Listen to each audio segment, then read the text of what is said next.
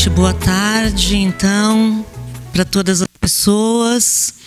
Meu nome é Regina Facchini, eu sou pesquisadora do Núcleo de Gênero Pagu Unicamp e docente permanente do Programa de Pós-Graduação em Psicologia Social. Queria agradecer muito estar aqui hoje com vocês, né, mediando esta quarta de antropologia, o tema uso cotidiano digital em favelas do Rio de Janeiro, uma reflexão etnográfica sobre o WhatsApp, né? Que é um tema fundamental porque a gente tem pesquisado muito, né? Sobretudo a partir do momento do isolamento social na pandemia, né? A partir das mídias digitais, né? A gente tem pesquisado muito por meio da internet. Todos nós tivemos que lidar com isso em nossas pesquisas a partir desse momento. Mas o que eu sinto, não sei, Carol e Núbia, que eu vou apresentar e que são especialistas no tema, né?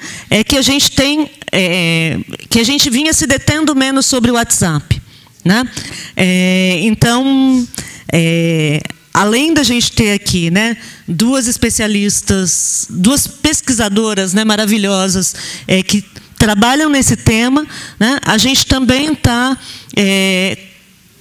com algo, né, que é pensar isso via WhatsApp, né, que é algo do ponto de vista empírico e metodológico e talvez com rebatimentos teóricos, né, a gente tem algo que é novo e bacana. Então, para a gente começar, agradecer aqui a organização da Taniele Rui e apresentar a nossa convidada, Carolina Parreiras, né, que é antropóloga, que é doutora em Ciências Sociais pela Unicamp, que atualmente é pesquisadora de pós-doutorado no Departamento de Antropologia da Unicamp, foi pesquisadora visitante no Instituto de Estudos Latino-Americanos da Universidade de Colômbia, de 2019 a 2020, e em suas pesquisas ela vem lidando com temas ligados à antropologia digital, usos de internet, desigualdades digitais, favelas, violência e questões de gênero e sexualidade. Vou apresentar também, né, a Núbia Ramalho, que é estudante do programa, né, que faz mestrado aqui no PPGás, mas que também tem a pesquisa dela, né, exatamente sobre a questão do uso de tecnologia digital em contextos de comunidade, né, de favela. É isso? Não? Viajei, gente. Ela vai poder falar melhor do que eu. É que eu estava aqui correndo e dei uma olhada no currículo dela, dei uma olhada nas coisas que ela vem apresentando e fiz total confusão. Me perdoa, Núbia. Vamos lá, então? Ouvir a Carol, porque, né, para não fazer mais nenhuma confusão. Imagina. Boa tarde, todas, todos e todes. É um prazer enorme estar aqui nessa quarta da antropologia, que simbolicamente também fecha esse meu período de pesquisador de pós-doutorado aqui na Unicamp. Meu vínculo termina em menos de um mês. Mas foi... E o que eu vou apresentar aqui hoje é um pouco do desenvolvimento dessa pesquisa que eu realizei nesses últimos 2 anos, né? Na verdade, eu vou falar de um período até um pouco anterior, de um pós-doc anterior, que eu realizei no Departamento de Antropologia da USP. Mas, de certa maneira, a tecnologia sempre permeou os meus trabalhos, né? Eu venho trabalhando com isso desde 2006, desde o mestrado, que também foi desenvolvido junto ao Departamento de Antropologia, junto ao Programa de Pós-Graduação em Antropologia Social aqui da Unicamp. Mas eu escolhi para falar hoje especificamente sobre o WhatsApp. Acho que a Regina adiantou um ponto muito importante, né, que me parece também muito importante, é o quanto a gente tem usado muito o WhatsApp, mas falado muito pouco dele. Acho que para quase todos nós o WhatsApp aparece em alguma medida nas pesquisas. E, curiosamente, né, eu passei o ano todo, o ano passado todo e o início desse ano fazendo um levantamento de estudos sobre o WhatsApp. E, curiosamente, a gente tem pouquíssima coisa nas ciências humanas, a maior parte dos trabalhos são na comunicação. E tem muita coisa, isso para mim foi o dado mais surpreendente, né? Nos estudos de educação, porque é o WhatsApp utilizado para fins educacionais, e também na área da saúde, inclusive com o WhatsApp sendo, uma reflexão sobre o WhatsApp sendo utilizado, por exemplo, em cirurgias, né? E em tempo real para colocar médicos em contato em diferentes locais. E nós temos falado pouco dele, né? Então, a minha proposta aqui, e eu esqueci de agradecer, agradeço demais a Taniele pelo convite, né? Muito feliz de reencontrar a Regina, né? Parceira antiga, de quase 20 anos em breve, de trabalho, de vida. E Núbia, que foi minha aluna, e por isso eu convidei para estar aqui, foi minha aluna num curso sobre internet, tem pesquisado questões que envolvem a internet, e acho que é muito importante você estar aqui também para esse debate. Bom, então, a minha proposta aqui hoje, ela se desenvolve em 3 momentos, né? Um primeiro mais amplo, sobre desigualdades digitais, que tem a ver um pouco com esses gráficos que eu vou apresentar daqui a pouco. Um segundo momento, uma reflexão metodológica, né, mas não só, sobre o uso do WhatsApp em pesquisas etnográficas, né, como ferramenta de pesquisa e as implicações que isso tem na realização das nossas pesquisas, na medida em que não é uma ferramenta neutra, mas o seu uso é tão incorporado na nossa vida cotidiana que a gente dá como se fosse óbvio, né? E um terceiro ponto, apresentar alguns dos meus dados de pesquisa de campo nesses últimos anos, especificamente no período da pandemia, então de 2020 até meados desse ano, né? Essa é uma pesquisa ainda em andamento, é um tema que, obviamente, eu não resolvi, e especificamente na parte onde eu comento do WhatsApp enquanto ferramenta de pesquisa, acho que é importante deixar claro que aqui eu estou levantando uma hipótese, né, e que eu acho que ela pode ser rentável para a gente pensar algumas questões, né, para começar a ver o WhatsApp de outra forma e não mais simplesmente como um comunicador, né, como um instrumento ou um aplicativo que a gente envia mensagens, porque eu acho que o escopo dele está muito além disso, e eu acho que esse é um dado importante para a gente pensar mais detidamente sobre ele. E por que começar falando sobre desigualdades digitais, né? Esse nome, aparecem outros nomes por aí, inclusão digital, por exemplo, é o mais utilizado, esse é o nome que aparece nas políticas públicas, por exemplo. Aparece também divisão digital, né? Esse nome, principalmente fora do Brasil, ele é o mais utilizado, mas eu tenho trabalhado com a perspectiva de desigualdades digitais para pensar de forma mais abrangente em múltiplas desigualdades e numa relação que me parece muito, e eu acho que os dados corroboram, né? Se a gente pega os dados, aqui eu vou apresentar o do TIC Domicílios, mas se a gente pega também o da PNAD, né? Tem 2 levantamentos da PNAD que apresentam dados de uso de internet no Brasil, a gente vai ver o quanto há uma relação muito próxima entre desigualdades digitais e desigualdades sociais mais amplas, né? Então, eu acho que esse nome ele abarca mais possibilidades e ele aponta para algo que eu acho que é muito fundamental, é de não ver a desigualdade simplesmente, no caso do digital, como ter ou não ter acesso à internet, ou acesso às redes de conexão, ou ter ou não ter acesso aos dispositivos de conexão, que são os computadores, os tablets, os celulares, e hoje também as televisões, como a gente vai ver aí. E pensar em muitos níveis dessa desigualdade, né? Eu vou falar sobre eles mais à frente. Então, tudo isso, todo esse interesse vem de uma pesquisa que eu venho desenvolvendo desde 2016, num conjunto de favelas da cidade do Rio de Janeiro. Eu dei um nome fictício para essas favelas de conjunto, de complexo, né? Exatamente porque complexo no Rio é um nome muito comum para esses agrupamentos territoriais, né? Então, para não identificar, e são 6 comunidades, né, que compõem esse complexo de favelas, e eu tenho me dedicado, então, eu fui para lá com o interesse de trabalhar com violência sexual e violência de gênero, né, mas o digital nunca me abandonou, e Regina sabe bem porque ela acompanhou muitas das partes dessa pesquisa, e eu comecei a notar o quanto essa violência também estava, a tecnologia era parte fundamental para entender alguns desses processos que envolviam violência. Esses dados aqui, eles são amplos, eles dizem respeito ao Brasil, né? O TIC Domicílios, não sei se vocês sabem, mas é um levantamento anual feito desde 2015 pelo CETIC, que é o braço de pesquisa do Comitê Gestor da Internet no Brasil, é o principal órgão, né, que na verdade, que gere, inclusive, domínios, né, o www todo, mas que tem um papel muito fundamental dentro do próprio Marco Civil da internet, que é a legislação que nós temos. E esse levantamento ele é feito, então, anualmente. Esse aqui são os dados mais recentes que a gente tem, que é o de 2021. Foi publicado em junho desse ano, então isso aqui é saído do forno mesmo. Eu separei alguns dados aqui, né, poderiam ter sido outros. Esse primeiro aqui, né, ele tem tanto o cruzamento por domicílios quanto por número de usuários. Então, nesse primeiro gráfico, a gente tem a quantidade de domicílios no Brasil com acesso, né? O rosa é o total, então cerca de 82% dos domicílios têm algum tipo de acesso. Aqui sem entrar no mérito de como ele é feito. Aqui, pensando em alguns cruzamentos, o que me chama mais atenção e que eu acho que mais me interessa, exatamente porque eu estou lidando com áreas periféricas, é o de classe, né? A gente está vendo aí o quanto tem um disparate na quantidade de domicílios com acesso entre as classes A e B, a B quase 100%, a 100%, e D e E, que cai para 61%. Opa, peraí, deu algum erro aqui. A tecnologia falhou comigo, vamos lá.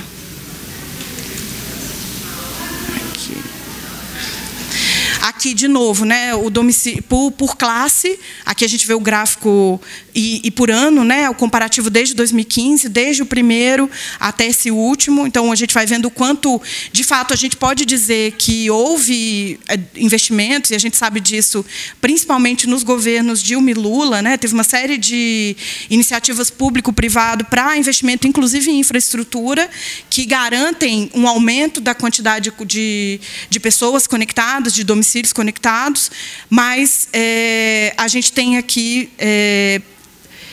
ainda um intervalo muito grande quando a gente pensa no marcador classe, por exemplo. Aqui já o de usuários é muito parecido o dado, aqui é 81% geral, né, pensando no Brasil, tem algum tipo de acesso, de novo, sem entrar em que tipo de acesso é esse. Isso é um problema, já vou falar mais sobre isso quando pensar nesses níveis de desigualdade digital. Aqui, de novo, acho que classe é o dado que mais chama atenção, e também de faixa etária, né? Esse, talvez, faixa etária é uma das partes, quando a gente pensa nos marcadores sociais, a diferença é a mais estudada, sem dúvida, né? Porque tem toda essa discussão sobre as várias gerações e a adesão que essas gerações de pessoas têm à internet, né? Mas aqui, especificamente, de novo, o de classe é o que mais me interessa, porque, pelo menos em campo, eu não notei tanta diferença entre pessoas mais velhas e pessoas mais jovens. Tem diferença no tipo de aplicativo, no tipo de site, mas não tem uma diferença se está conectado ou não, né? Aqui, por dispositivo, aqui já começa a ficar um dado um pouco mais detido, né? A maior parte é feita por celular.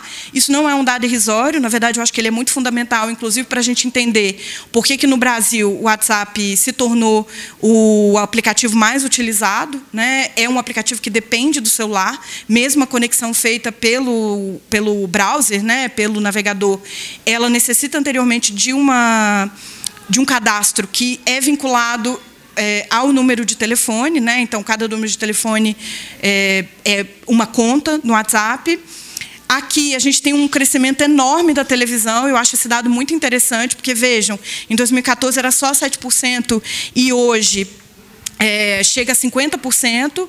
Isso é um dado que eu tenho notado em campo também. Televisão é um bem presente nessas casas, e as Smart TVs também chegam, até porque houve uma diminuição de preço, né, me parece, nos últimos anos, e como cai a conexão feita por computadores. E aqui não tem uma separação entre desktop, né, o computador de mesa, ou o notebook, né, eles não fazem essa separação.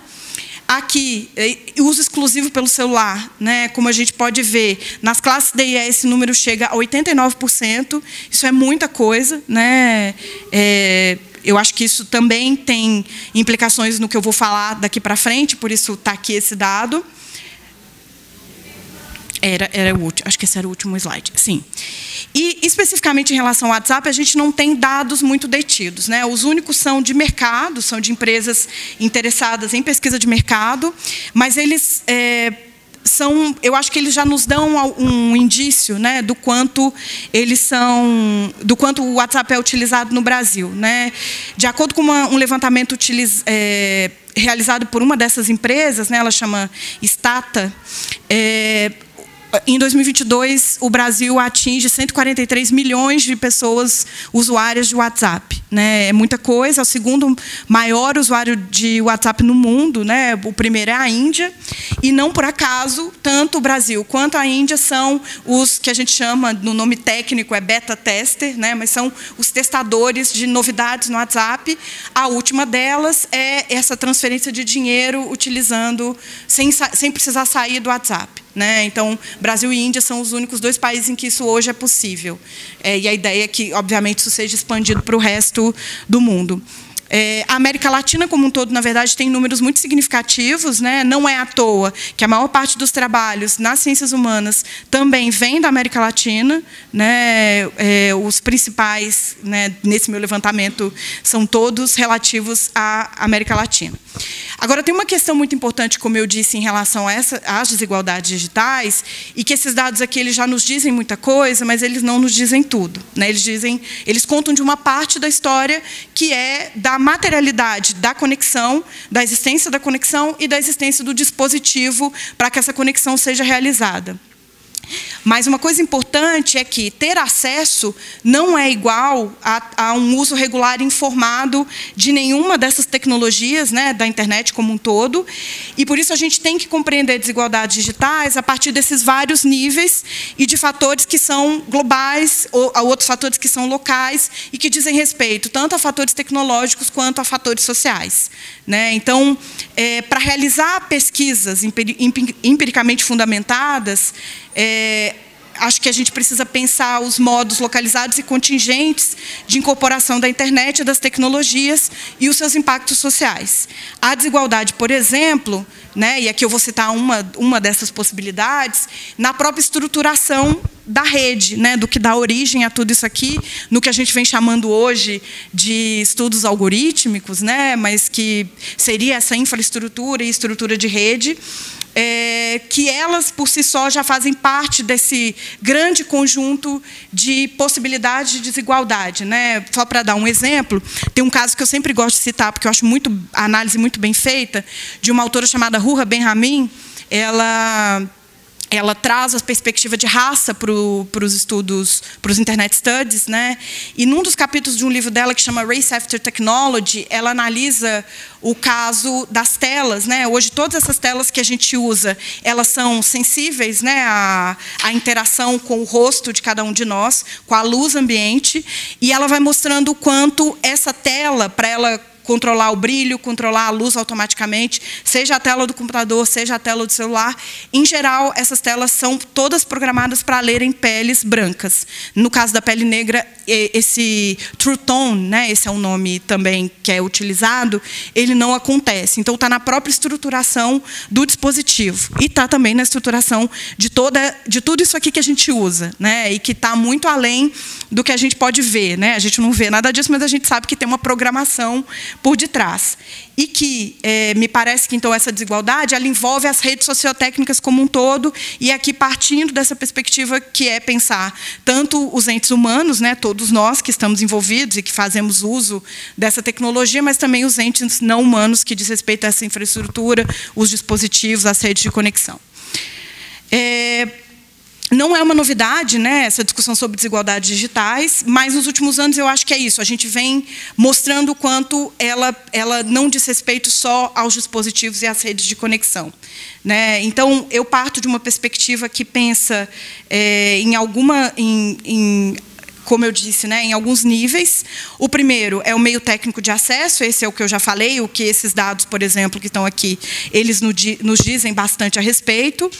Um outro que diz respeito ao uso, né, é o entendimento e a autonomia nesse uso, é o entendimento e o controle, o domínio que as pessoas têm em relação ao uso de cada um desses dispositivos, de cada uma dessas redes, de cada um desses aplicativos, das várias plataformas em que nós estamos o tempo inteiro, né? Eu acho que a pandemia pandemia nos colocou muito, nos trouxe isso de forma muito clara, como, por exemplo, o fato de que quase ninguém, antes da pandemia, sabia da existência do Zoom, por exemplo, e nós tivemos que aprender a utilizar algo como o Zoom, né? Mesmo que estava há mais tempo, né, e que já tinha mais familiaridade com a tecnologia, o Zoom foi uma novidade, por exemplo, né?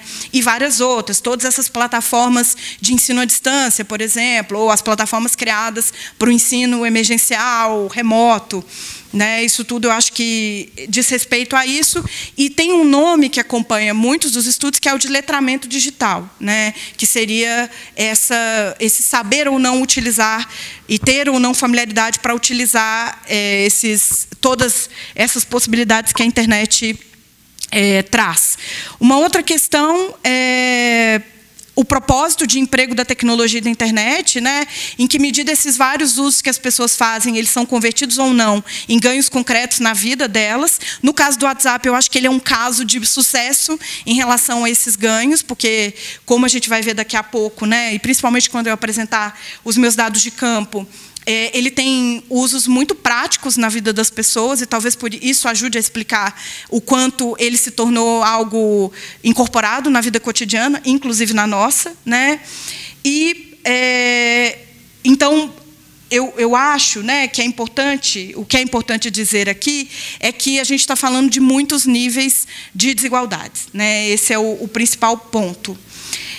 Agora, o segundo ponto, como eu tinha dito, diz respeito aos aspectos metodológicos de realização de pesquisas para o digital em sentido amplo, né? E aí eu estou usando esse para o digital, tentando fugir da ideia de pesquisas no digital, do digital, sobre o digital, mas pensando esse para, e a inspiração vem da Christine Heine, que é uma das antropólogas mais importantes que estão nesse campo, né? Mas pensar aqui o uso do WhatsApp como ferramenta de pesquisa, como meio de contato com nossos interlocutores, e que muitas vezes, exatamente porque parece que é uma coisa muito banal, que ele é simplesmente o que me faz mandar uma mensagem para combinar uma entrevista, por exemplo, a gente não pensa nele, inclusive nesses fluxos que a gente faz em campo, né? Mas aqui eu acho que é importante chamar a atenção, mas ele também pode ser o local onde a pesquisa se realiza, né? Porque eu tenho longas conversas, troca de áudio, ligação feita pelo WhatsApp, que entram como material de campo, por exemplo, e eu acho que essa é uma possibilidade que muitos de vocês talvez tenham encontrado. Então, o que eu quero chamar a atenção é que, assim como na nossa vida cotidiana, o WhatsApp é tão presente que chegamos a não mais estranhar a sua presença, que é pervasiva, o seu uso diário e constante, o seu imediatismo e o fato de que ele hoje pode ser considerado, e aí que eu estou usando um trabalho que eu gosto muito, eu acho que é um dos melhores feitos sobre o WhatsApp, dos poucos, mas eu acho que é um dos melhores, que é do Edgar Gomes Cruz, que já esteve aqui também falando sobre etnografia digital, acho que há uns 4 anos atrás, por aí, né? Bárbara me corrija se eu estiver errada, mas, e que se tornou um parceiro de pesquisa também, mas ele vem lidando com o WhatsApp como uma tecnologia da vida. E uma tecnologia da vida porque ele é um mediador para as principais relações que a gente estabelece, sejam elas de sociabilidade, contato com familiares, busca de parceiros afetivos sexuais, trabalho, educação, marcar reunião de trabalho, por exemplo. Hoje a gente tem, por exemplo, pessoas que criam grupos consigo mesmo, e ele vira um verdadeiro bloco de notas, né? Então, assim, ele é um mediador de muitas dessas relações. Ele apresenta alguns casos nesse texto dele, né? Por exemplo, de como ele vê isso no México. A pesquisa dele foi feita no México. Também, na América Latina, é o segundo, vem depois do Brasil, o México, né? Em termos de uso. Então, é muito interessante, porque são situações muito próximas, inclusive.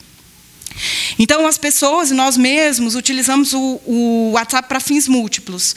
Contatos pessoais e familiares, trabalho, estudo, realização de pesquisas, transações bancárias, divulgação e consumo de notícias, participação em grupos com fins inumeráveis, trocas de imagens e vídeos, conversas em formatos de texto, áudio e vídeo, de memes, de figurinhas, os stickers, né, que podem ser síncronas ou assíncronas, e até mesmo, como eu disse, como bloco de notas.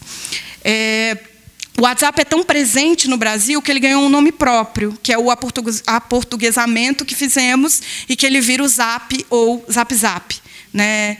Como vimos, então, a partir desses dados que eu mostrei aqui, né, e obviamente eu fiz um recorte, isso parece estar conectado também com o uso maciço dos smartphones no Brasil, com o surgimento, inclusive, de planos de dados oferecidos pelas operadoras de telecomunicação que oferecem o uso livre do WhatsApp, né? E esse uso livre é sem desconto na franquia ou no pacote de dados. Isso, inclusive, vale... O Brasil e o México são 2 países onde isso acontece, isso também nos aproxima do México.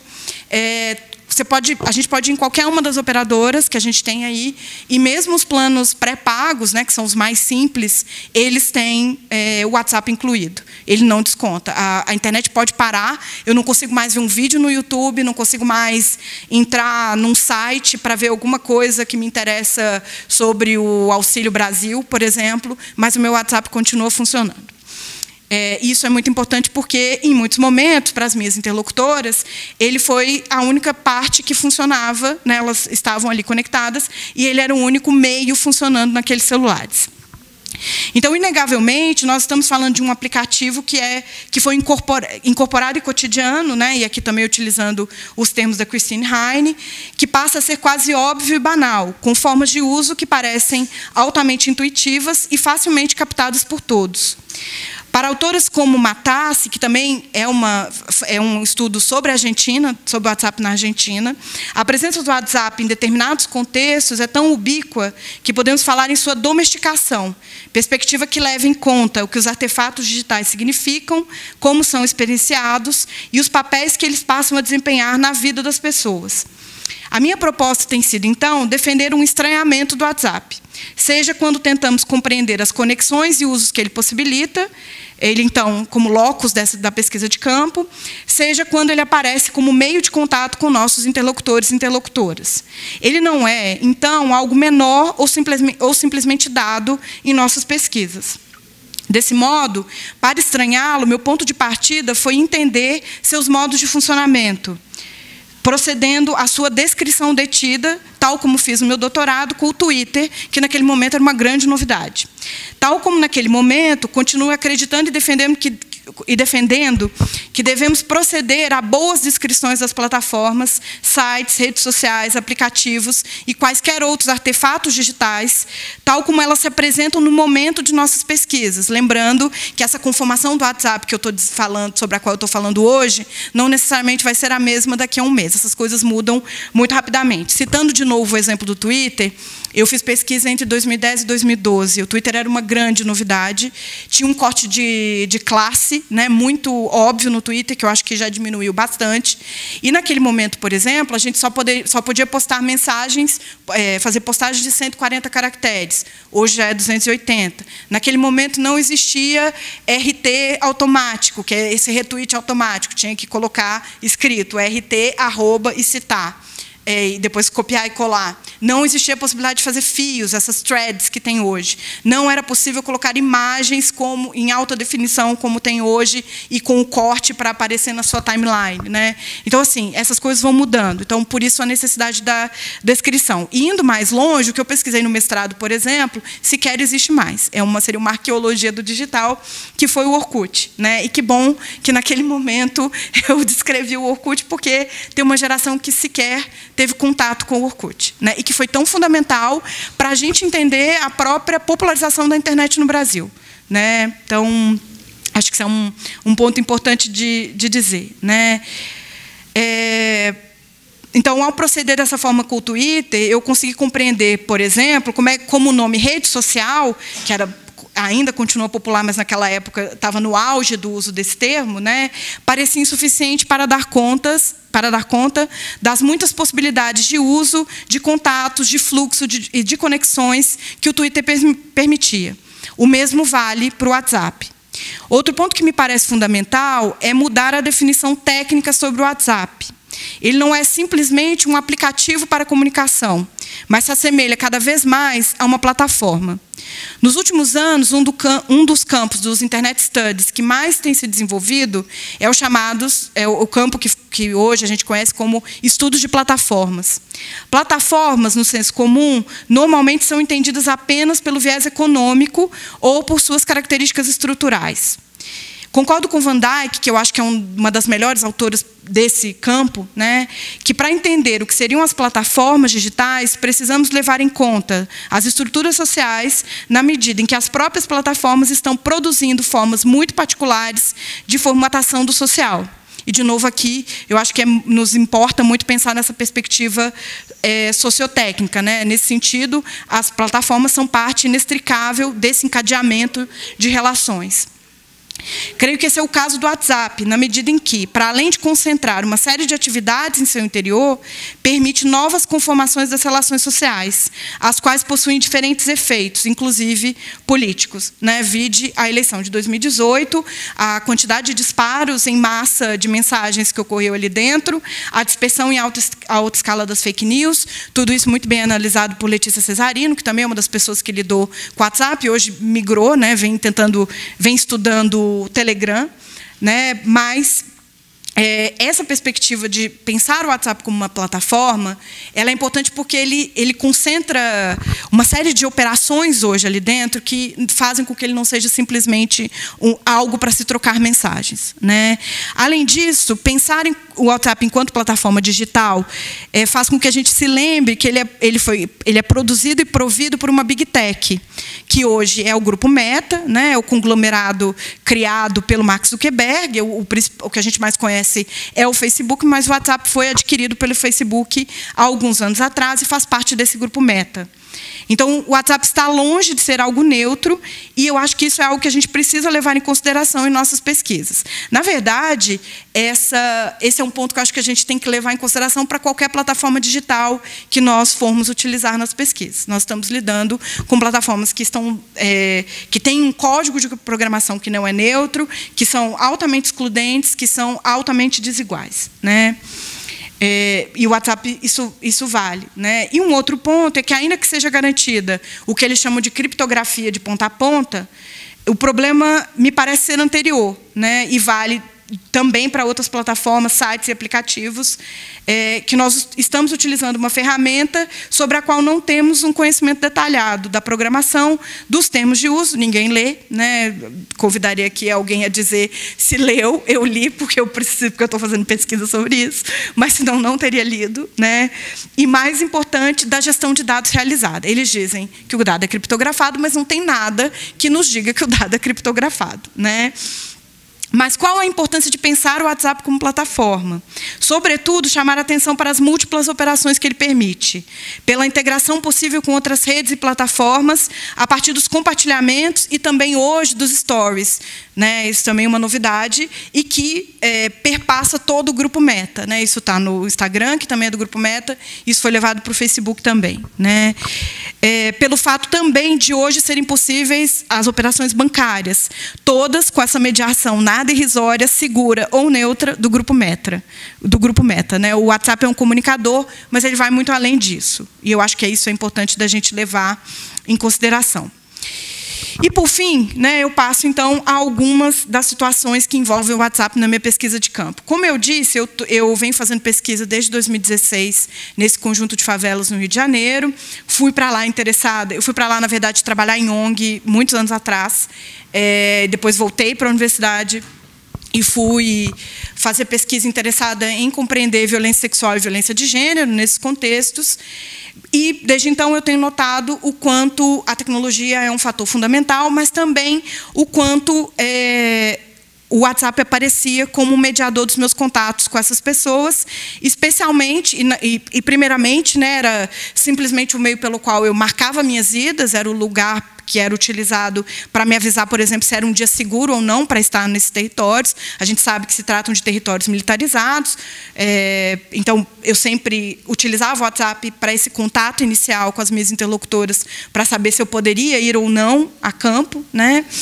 Mas depois eu começo a notar que ele ganhou outros fins, inclusive na minha relação com as minhas interlocutoras, né? E eu estou falando interlocutores porque a maior parte das pessoas com quem eu consegui ter acesso e manter contato foram mulheres, né? Eu quase nunca consegui contato com nenhum dos moradores, mas principalmente as mães e depois as adolescentes também, né?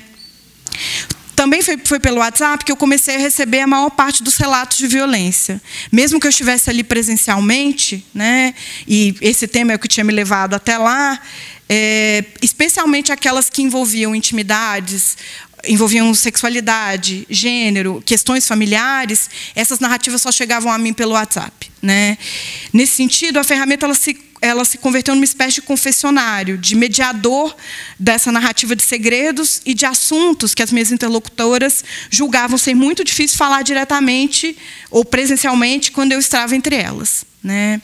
Por meio do WhatsApp, eu comecei a notar que, mesmo distante geograficamente, ou não necessariamente num momento em campo, eu recebia verdadeiros diários do cotidiano das minhas interlocutoras, assim como era acessada para pedidos de ajuda variados. Além do WhatsApp, nesse conjunto de favelas, duas outras redes são muito utilizadas. O Facebook, né, também incluído nesses planos gratuitos, são os dois que estão sempre incluídos. Hoje o Instagram começa a ter um crescimento, mas ainda não é algo tão relevante como o Facebook, por exemplo. E a outra, principalmente entre os mais jovens, e aí o único momento que eu acho que o corte etário funciona, que é o TikTok, principalmente para imitação, né, das várias dancinhas do TikTok, das várias brincadeiras do TikTok, né, mas também nessa tentativa de virar uma celebridade instantânea por um passinho específico, ou por um tipo de dança, né. E também e eu acho que isso gera, o TikTok valeria uma análise própria, né, mas só fazendo o adendo aqui, o quanto isso gera também um mercado de consumo. Por exemplo, aquele Poppet, né, virou uma verdadeira febre.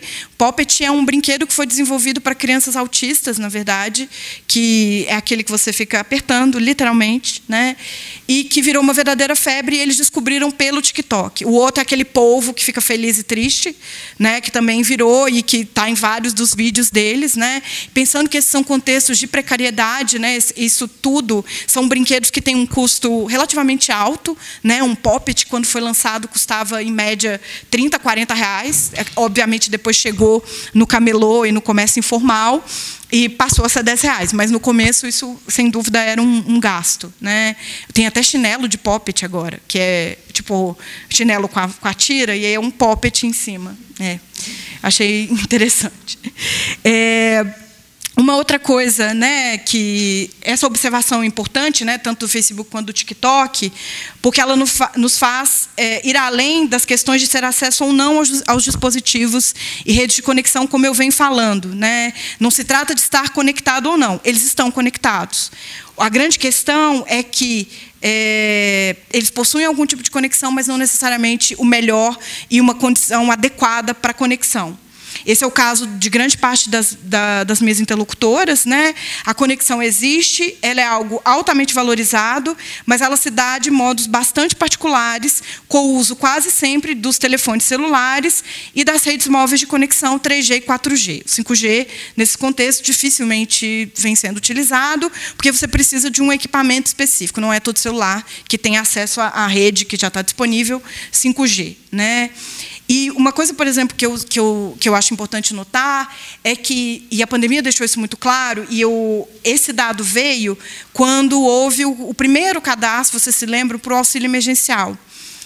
Aquele cadastro, ele precisava, né, ele era também a mesma coisa que o WhatsApp faz, né? Você precisa ter um número de telefone ligado ao cadastro. E em várias das casas, principalmente em uma das comunidades que tem situação de precariedade material mais nítida, né? O que acontecia era um único aparelho, né, um único dispositivo para a casa inteira utilizar. Então, naquele momento, por exemplo, eles compraram vários chips para atrelar, porque mais de uma pessoa na casa tinha direito a receber o auxílio emergencial, e o mesmo celular passa a ser reveza o chip do celular. A mesma coisa acontece com o WhatsApp. Em casos em que isso acontece, há momentos em que as pessoas vão utilizar, não é um uso necessariamente constante, né? Ele é intermitente e fica havendo essa troca de chip para associar com o celular.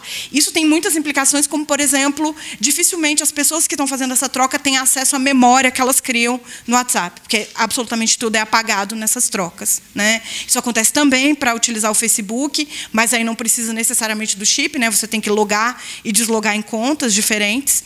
Mas eu tenho vários relatos nesse sentido, e principalmente depois que a pandemia começou, né? Isso era algo que eu não tinha notado até então. Então, o fato de as conexões ocorrerem dessa forma, né, já complica ou exclui a possibilidade de algumas atividades, tais como a escrita e a leitura de textos em editores como o Word, que são ações mais facilmente executadas com o uso de banda larga e de computadores. Ainda, obviamente, que haja aplicativos de edição de texto para smartphone, a gente consegue baixar o Word ou um semelhante a ele de forma gratuita, né? O Word ele é pago, mas os outros, o próprio Google tem um editor de texto, né? E que é gratuito. Gratuito não é, porque ele tem os nossos dados, mas a gente não paga, não coloca um cartão de crédito lá para pagar. Essas são atividades que nunca são mencionadas pelas minhas interlocutoras. E as quais elas têm muita dificuldade. Por exemplo, vai precisar de fazer um currículo. Isso também é algo que aconteceu muito na pandemia. Ou um cadastro como do auxílio emergencial. Ou depois, agora, em relação ao Auxílio Brasil, de buscar informações, por exemplo, de quando ir ao CRAS, de como marcar o dia que vai ao CRAS, né? Não sei se você sabe, mas no Rio de Janeiro, além de todo esse complicador, recentemente todo o sistema da prefeitura foi hackeado, ficou tudo fora durante quase um mês, né? Inclusive o sistema de assistência social. Então, durante todo esse período não houve cadastramento, né? Não houve. O único que salvou, né, foi o das escolas. É um dos únicos que foi salvo e é uma das atividades que continuou, mas não era possível fazer nada que envolvesse a prefeitura. Então, com o início da pandemia, né, os relatos das minhas interlocutoras de pesquisa, eles continuaram chegando e eles davam conta de um acerramento de condições que já eram precárias e desiguais. O acesso à internet e aos dispositivos tecnológicos é algo presente, mas está longe de ser feito com qualidade. A partir da inspiração de dois autores que eu gosto bastante, que é Shen e Wellman, pensar uma possível diminuição dessa divisão digital está muito além de fornecer dispositivos ou a própria conexão. E eu acrescentaria, né, de ter destreza para manejar alguns aplicativos como o WhatsApp ou as redes sociais, enquanto outras operações que tomamos como básicas, como a troca de senhas perdidas ou o uso de um editor de textos, né, que são muito mais desafiadores. Isso da troca de senhas também é algo que sempre me chamou muita atenção, porque, por exemplo, eu tenho uma mesma pessoa adicionada 7 vezes no Facebook, porque a partir do momento que perde a senha, não tem o letramento, né, de entender que aquela senha pode ser recuperada, ou até entende que ela pode ser recuperada, mas não tem mais o acesso ao e-mail que está ligado àquela senha. Então, isso faz com que novas contas sejam criadas, né? Então, nas redes sociais, né, que na verdade são plataformas também, mas nas plataformas de redes sociais como Facebook, Instagram, eu tenho uma mesma pessoa adicionada inúmeras vezes. Isso acontece o tempo inteiro, né? Durante a pandemia, os contatos com as minhas interlocutoras, eles passaram a ser ainda mais constantes pela impossibilidade da presença física e dos encontros presenciais. No entanto, eu logo notei que havia diferenças nesses contatos.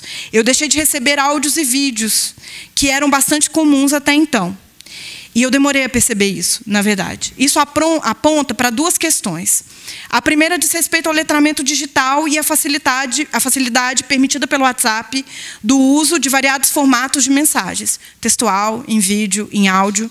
Algumas das minhas interlocutoras já haviam sinalizado que preferiam me enviar áudios ou vídeos pela dificuldade de escrever ou mesmo pela vergonha de escrever com erros, que elas achavam que eu estava julgando esses erros ou que eu não estava entendendo o que elas estavam tentando me dizer. A segunda implicação, que eu só fui entender depois, diz respeito às próprias condições colocadas pela pandemia, especialmente no seu início.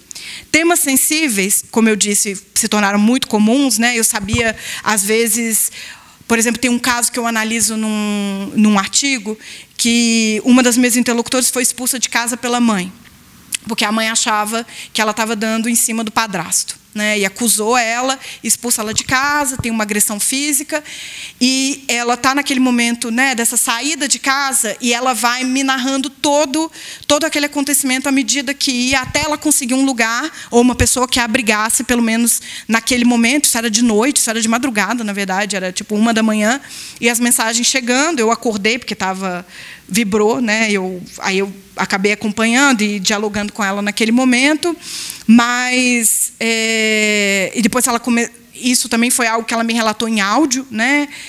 Exatamente por essa facilidade maior, e você pode falar andando também, né? Principalmente num caso como esse. Então, esses temas sensíveis, eles passaram a não mais ser enviados por áudio, nem por vídeo, muito menos, né? E porque todo o grupo familiar, naquele primeiro momento, ele estava mais tempo junto, dividindo espaços de minutos das casas e barracos. Então, todas as reclamações em relação a filhos e maridos, o cansaço que elas sentiam, porque também tem vários relatos dessa sobrecarga de trabalho que aquele momento inicial da pandemia representou, com as crianças não podendo ir para a escola. E no Rio, elas só voltaram para a escola no final do ano passado, então foi 1 ano e meio, mais de 1 ano, né? 1 ano e meio, com crianças dentro de casa. Os adolescentes voltaram antes, mas as crianças demorou bastante tempo, né? Então, ou mesmo os relatos de violência, seja a violência que ocorria no interior das casas, a violência privada ou da violência pública, que também não deixou de acontecer. A gente sabe da quantidade de massacres, chacinas e entradas da polícia que aconteceram nas favelas do Rio de Janeiro no período de pandemia, mesmo tendo a proibição, né, pelo STF de que as operações policiais continuassem nesse período. Elas passaram a me narrar absolutamente tudo de forma escrita e bastante sintética, porque elas não podiam mais me enviar um áudio, porque todo mundo ia ouvir o que elas estavam me dizendo, né? Creio que isso nos diz muito sobre o papel das tecnologias como mediadoras das intimidades, e especificamente o WhatsApp, né? E como criadoras desses espaços de partilha e segurança. A partir da constatação da quase onipresença do WhatsApp e dos seus múltiplos usos, comecei a tentar entender mais a fundo e a questionar as minhas interlocutoras a respeito da própria plataforma. A fala de uma delas, que foi enviada por meio de um áudio no próprio WhatsApp, é bastante reveladora, e aqui eu vou citar. Acho que se eu ficar sem o WhatsApp hoje, meu mundo para. E ela logo em seguida dá uma risada. Ao pedir que ela falasse mais sobre isso, ela me disse que toda a sua vida hoje depende do WhatsApp e do uso do WhatsApp. O grupo das escolas, e aqui eu estou citando o que ela citou. O grupo das escolas dos filhos, o contato com o CRAS, porque aí, nesses arranjos que elas tiveram que fazer, elas conseguiram o WhatsApp da pessoa que o CRAS divide por região, né, a área de atendimento, mas da pessoa que os atendia. Então, isso facilita um pouco, inclusive para não ir ao CRAS à toa. O CRAS, para vocês terem uma ideia, ele é uma divisão altamente absurda, mas eles têm que andar de ônibus, né? E eu fiz uma vez o trajeto com uma das minhas interlocutoras, cerca de 1h30 para chegar no CRAS de ônibus, fora o tempo que anda, né? Porque ele não para em frente. Então, contato com o CRAS, a busca de doação de cestas básicas. Esse é um uso que a pandemia também exacerbou, e que tem um lado muito pernicioso disso, porque várias delas me relataram ter caído em anúncios de mentira de doações. Por exemplo, a Nestlé está doando um pack de água mineral para cada família. Então, você clicava, era um site fake, um site, na verdade, feito para roubo de dados, você colocava todos os seus dados ali e você nunca recebia nenhuma dessas doações. Eu tenho todo um levantamento, né, poderia citar vários aqui, porque elas me mandavam os links, eu tenho todos esses links registrados, mas, assim, foram muitos casos. A mesma coisa do auxílio emergencial. Foram criados vários aplicativos de mentira do auxílio emergencial, que não eram o oficial do governo, e várias pessoas cadastraram no de mentira, né? Então, também para roubo de dados. Busca de emprego, né? E aí hoje o WhatsApp também aparece como mediador importante. Então, elas aprenderam, por exemplo, a salvar o PDF que alguém fez para elas. Isso é pago, né? Isso é cobrado, é um serviço cobrado. Você paga cerca de 10, 15 reais para que alguém monte o seu currículo, né, nesses contextos, e você deixa aquilo salvo no celular e faz o envio pelo WhatsApp, né? E muitas empresas também utilizando como disparo de mensagens, né? E esse disparo cada vez também mais é muito parecido com o que aconteceu em 2018, né? É um disparo de mensagens para um público muito específico. Nós não receberíamos, por exemplo, porque o corte é por classe social e as empresas têm esse corte, né? Eu me lembro de um caso que envolve o WhatsApp em 2018, eu fui fazer vira-voto lá, né? E uma coisa que me chamava muita atenção era a quantidade de gente. Primeiro, votando no Bolsonaro, num lugar tradicionalmente eleitor do Lula, né? E de quem o Lula estivesse apoiando. E o outro fato, o surgimento daquela figura que ninguém conhecia, que era o Witzel, né, que foi eleito governador. E aí eles começaram a me mostrar a quantidade de mensagens que eles tinham recebido de disparos no WhatsApp, e que eram dizendo, vote em tal pessoa, né? E o quanto tem uma perspectiva de verdade também, o WhatsApp vira esse lugar da verdade, né? Se chegou pelo WhatsApp, é crível, então é algo que eu posso acreditar. E isso foi um processo muito difícil, inclusive, para fazer um virar-voto, porque as pessoas estão dizendo, bom, eu recebi isso aqui, por que chegou no meu celular? Porque deve ser bom. Né? A mesma coisa das doações. Obviamente, você está numa situação de precariedade, você vai se cadastrar. E o outro ponto era também o uso que era feito por alguns pastores, né, que também várias me mostraram isso, né, elas nem contaram, elas mostraram mesmo as mensagens no celular. E chegava tudo, né? Essas correntes todas de WhatsApp eram enviadas de dentro dos grupos das igrejas. Aliás, grupos altamente ativos, né? Desde mensagens de bom dia, boa noite, bênçãos e afins, até esse outro tipo de mensagem também. Mediação em questões de saúde, esse foi um dos que mais me chamou a atenção. Eu acho que é muito parecido com o do CRAS, né? O quanto a falta de acesso, muitas vezes, e a internet também, aí sendo mobilizada, né, algumas informações, tanto do SUS quanto da assistência social, e o quanto o WhatsApp passa a ser um veículo em que essas informações chegam mais facilmente, inclusive de conseguir, por exemplo, o WhatsApp do agente comunitário de saúde que atende a região, e esse agente comunitário de saúde começa a facilitar alguns desses contatos, mas também essa burocracia estatal sendo mediada pelo WhatsApp. Acho que esse é um dado também interessante. A compra de bens necessários à casa, ela me conta também, quando eu pergunto para ela por que ela está citando isso, a quantidade de coisas que ela passou a comprar depois da pandemia, utilizando o WhatsApp, né? Isso virou um lugar de compra e venda, e ela conta da filha dela também, que passou a utilizar o WhatsApp durante a pandemia como fonte de renda. Ela passou a vender roupa e sapato, né, por WhatsApp, e foi daí que ela tirou renda, porque ela foi negada no auxílio emergencial e foi negada agora também no Auxílio Brasil. Então, acho que esse também é algo interessante, né, de pessoas que não utilizavam a internet como lugar de compra, né, mas que passam a utilizar pelo WhatsApp. E outra, hoje, né, uma outra coisa que eu esqueci de mencionar, essa questão do consignado, né, atrelado ao Auxílio Brasil, também chega o tempo inteiro proposta desses bancos pequenos, né, e que muitas vezes são, na verdade, subsidiários dos grandes bancos, né, e que atendem essas regiões periféricas, mas propondo a contratação, e vários deles postando nos stories que tinham contratado o consignado, né, ou que estavam em vias, porque fizeram o cadastro, porque é só agora que foi liberado, né, mas as regras e tudo mais, mas que tinham feito o cadastro consignado e estavam absolutamente felizes e comemorando, porque é muito dinheiro nesse contexto, de fato, pensar que chegou R$2.000 para alguém que recebia até então 300, né, por mês. Agora é 600, né, o Auxílio Brasil. Avisos sobre o dia a dia da comunidade, tem vários grupos também altamente ativos, e aí você sabe tudo, se está tendo operação, se vai ter operação, se a comunidade está em lei seca, por exemplo, que é quando está baixo a venda, né, das atividades dos grupos, né, das facções que controlam esses territórios. Então, eles sabem de tudo por ali. Esse também é um problema. Participar de grupos de comunidades. Também tenho relatos, durante a pandemia, em algumas dessas operações policiais que aconteceram, a polícia pedia para destravar o telefone, para olhar os grupos em que essas pessoas estavam, e tem o relato de uma interlocutora do filho dela sendo espancado porque a polícia viu no WhatsApp dele que ele estava num grupo de futebol, né, do time deles lá, e que tinha algumas pessoas que são envolvidas com a facção que estavam no meio. E a outra coisa que ela cita, que aqui eu dei o nome, né, de sociabilidade, mas aí que ela fala, a gente fica compartilhando memes, vídeos, participando de correntes variadas, compartilhamento de mensagens motivacionais, né, e das próprias figurinhas de WhatsApp.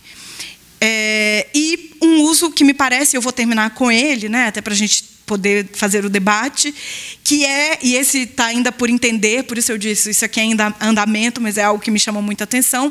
Não sei se já ouviram falar de uma plataforma chinesa chamada Kawaii.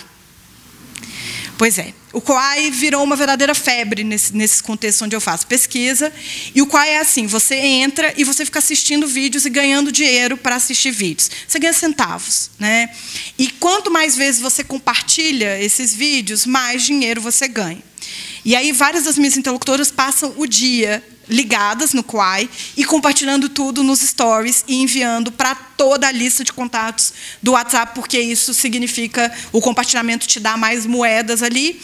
E essas moedas, elas podem ser, você ganha em dinheiro, né, para uma conta, você não pode pegar um Pix, por exemplo, pedir um Pix de volta, me dá o dinheiro, mas, por exemplo, você pode usar para comprar crédito de celular.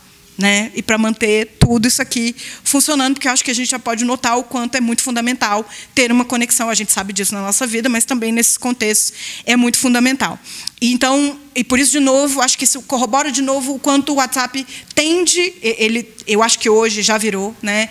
E tem alguns outros autores, tem um brasileiro, eu esqueci o sobrenome dele agora, mas com quem a gente tem feito alguns projetos juntos em relação ao WhatsApp, e ele também concorda comigo, a gente tem defendido essa tese de que o WhatsApp virou uma plataforma, exatamente porque hoje ele agrega uma quantidade de serviços absurda, que estão muito além de ser simplesmente um comunicador, ou algo que eu mando uma mensagem para a Regina. Nós podemos fazer coisas inumeráveis com o WhatsApp. Né? Isso vale para todos nós, mas pensando nesses contextos, eu acho que tem alguns usos muito específicos e que dizem respeito também a essas desigualdades mais amplas. É isso.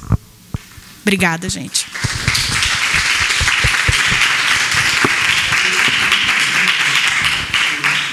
Carol, que prazer, né, te ouvir, e esses aspectos tão cruéis, né, e ao mesmo tempo tão instigantes para pensar, né? Pensando aqui, quando você fala das tecnologias como mediadoras de intimidade, né? E depois da GAF, eu fui buscar o que a Nube pesquisa, né? E a Nube pesquisa algo que tem muito a ver com isso, né? Que é o uso das tecnologias digitais para o trabalho sexual, né? E eu acho que vamos ouvir a Núbia, então, fazer seu comentário. Olá, boa tarde.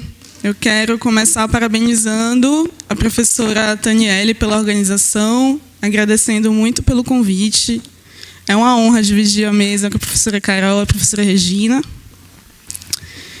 E aí, ouvindo a professora Carol e pensando também em coisas que a gente discutiu na disciplina de antropologia digital, me ocorreram algumas questões.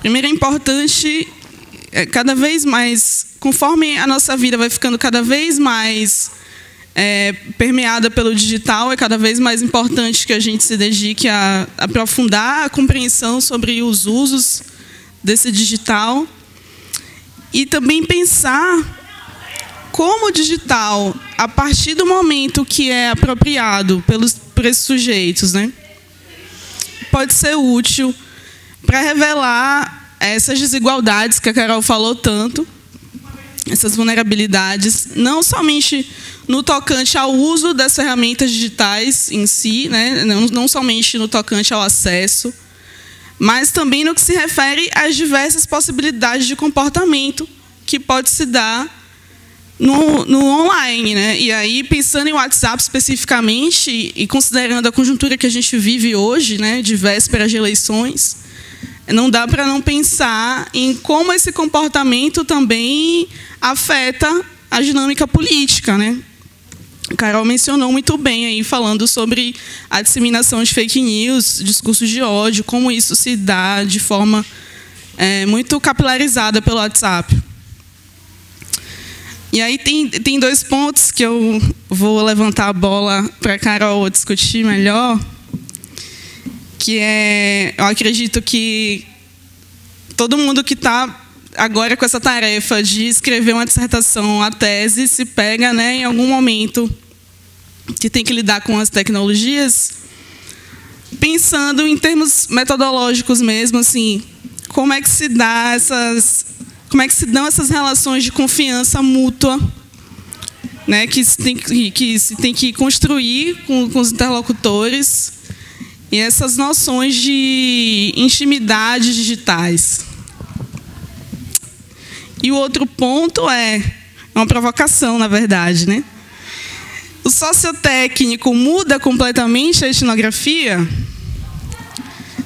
no sentido de essa mudança de que se imagina de que vai mudar completamente o estatuto de se fazer pesquisa, né? Então, é nesse sentido, também de legitimação do campo da antropologia digital, que eu levanto essas questões e passo a bola. Carol, como você quer fazer? Você quer responder a ela? Tá. Então vamos fazer uma resposta da Carol. Nube, obrigada, né? Eu pensei em você para estar aqui exatamente pelo nosso contato nessa disciplina de antropologia digital, que foi muito interessante, né? Foi no auge, a gente estava no auge da pandemia, e o quanto foi bom, né? Acho que para todo mundo, porque acho que eu vou começar pelo final, né, da sua questão, que é dessa legitimação do campo. Quando a pandemia começou, eu acho que foi uma ansiedade generalizada, principalmente para quem nunca tinha utilizado tecnologia e internet para fazer pesquisa.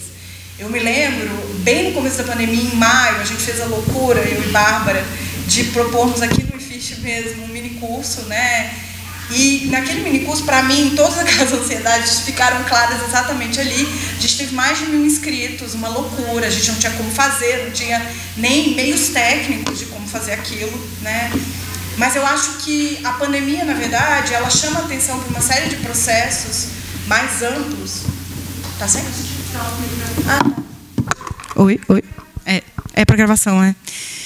Então, de processos mais amplos ali, né, que já vinham acontecendo na antropologia, né, desde 2012, quando Daniel Miller e a Heather Horst lançam o livro sobre antropologia digital e dão esse nome, né, o campo, e reconhecendo o quanto esse campo tinha sido reconhecido, mas eu acho que a pandemia faz com que, pelo menos aqui no Brasil, a gente ganhe, quem estava nesse campo, eu estou nele há muito tempo, né, são mais de 15 anos trabalhando com tecnologia e com a internet, eu acho que ganha uma legitimação maior, porque a gente precisa agora pensar, bom, como é que se faz a etnografia utilizando tudo isso?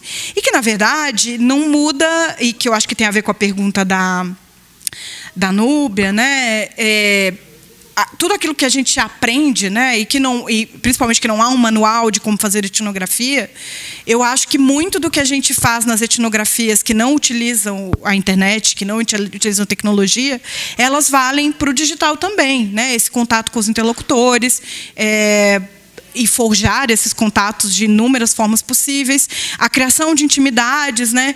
Eu acho que o que complica as coisas é que aqui a gente está lidando com muitas temporalidades e com muitas espacialidades, né? E que o fato de ter uma tela mediano, e a pergunta que o Daniel Miller, que eu sempre gosto de recuperar, que ele lança, mas que relação não é mediada, né? Por que a mediação de uma tela é tão assustadora?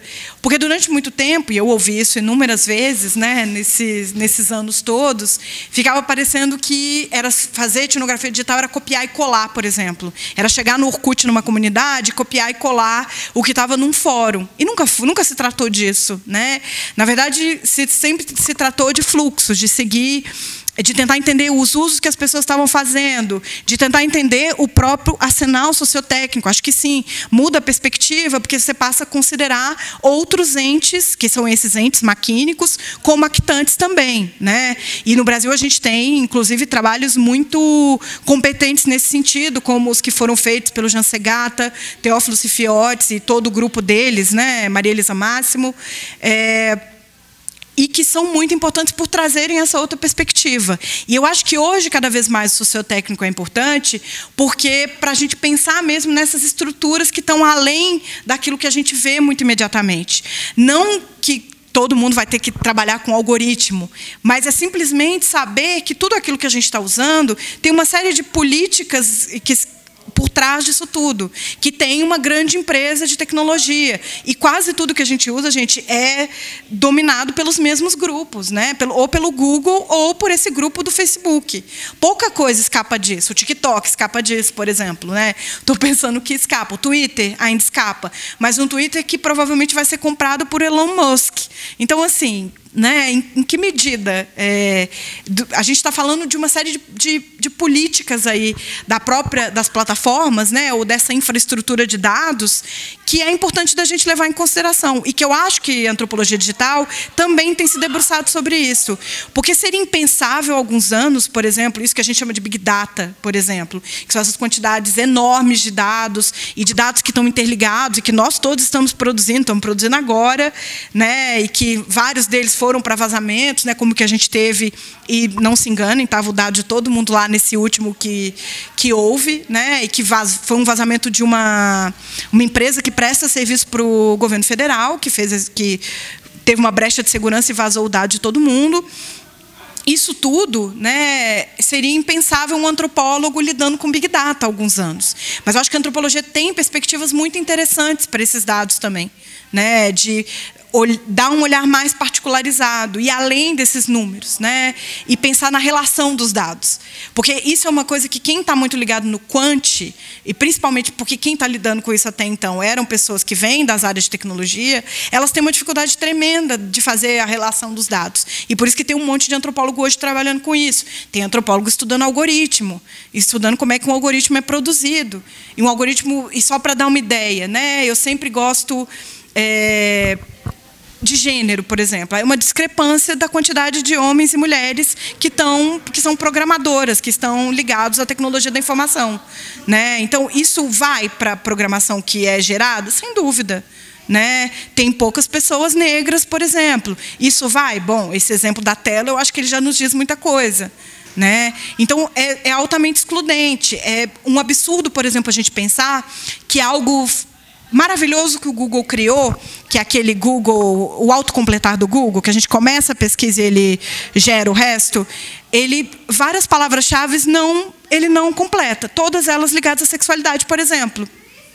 É um absurdo a gente pensar que o Instagram programou o algoritmo para derrubar postagens de trabalhadores sexuais, mundo afora. Né? Então, assim, a gente está aí para tentar entender exatamente esse processo.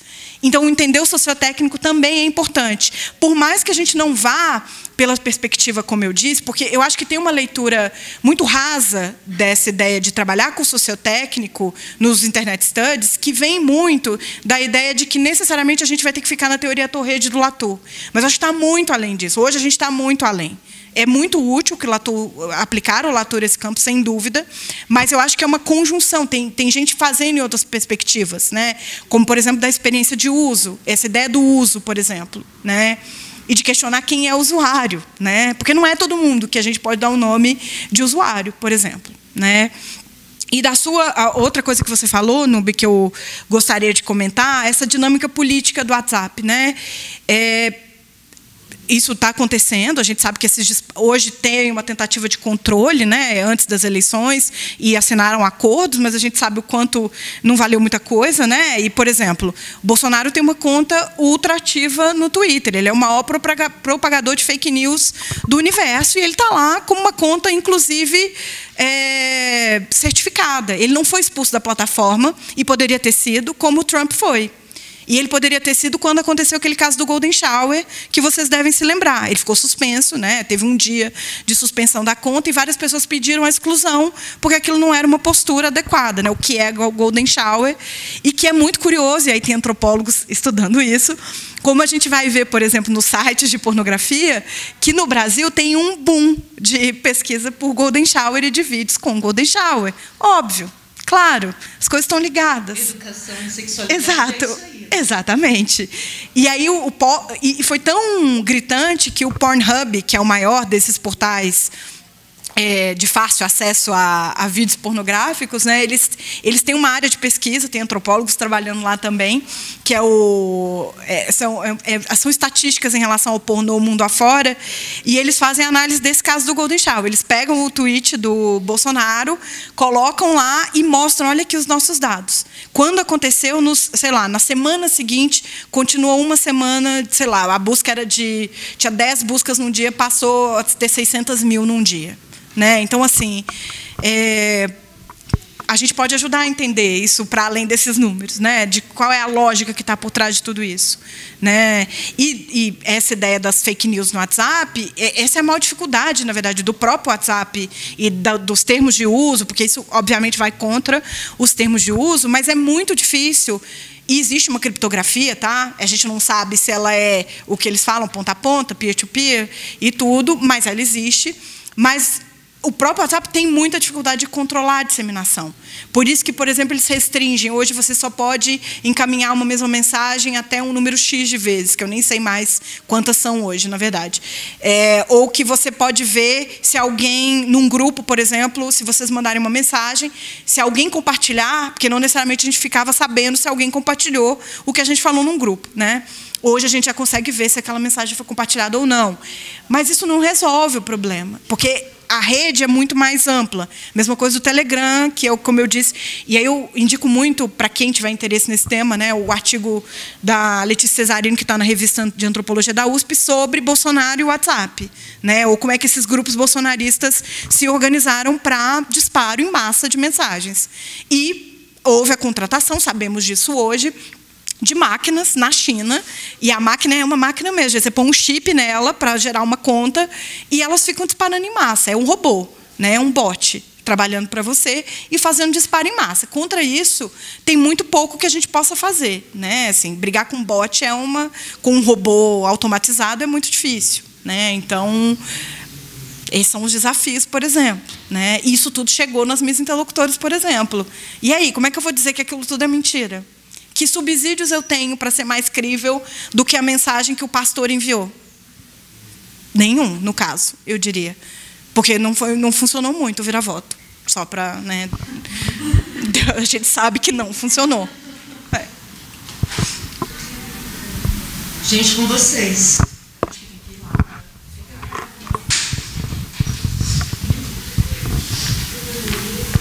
Só para palpitar. Bom, boa noite. Também estou aqui de intrusa da Sociologia, sou professora do Departamento de Sociologia, Bárbara Castro. E sempre um prazer aprender. Tenho aprendido com a Carol há pelo menos 20 anos, né, Carol? A gente é da mesma turma de graduação e, para além de parceira de pesquisa, amiga de longa data. Queria só fazer um comentário e uma pergunta. Acho que uma pergunta que tem a ver, assim, já que vai ficar aqui gravado, né? Queria que você conversasse um pouco sobre isso, que tem a ver com os nossos encontros também.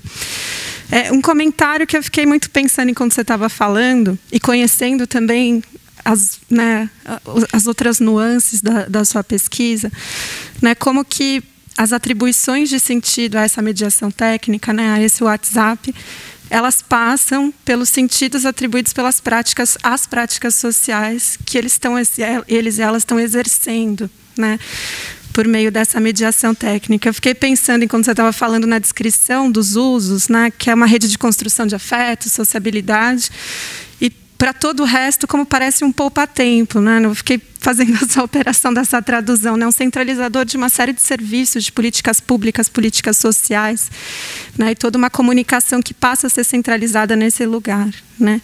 Mas queria te pedir para comentar duas coisas, Carol. Uma é a marca de gênero desses usos, né? Tem uma série de produções pensando sobre isso, e você falou muito sobre os grupos da escola, né?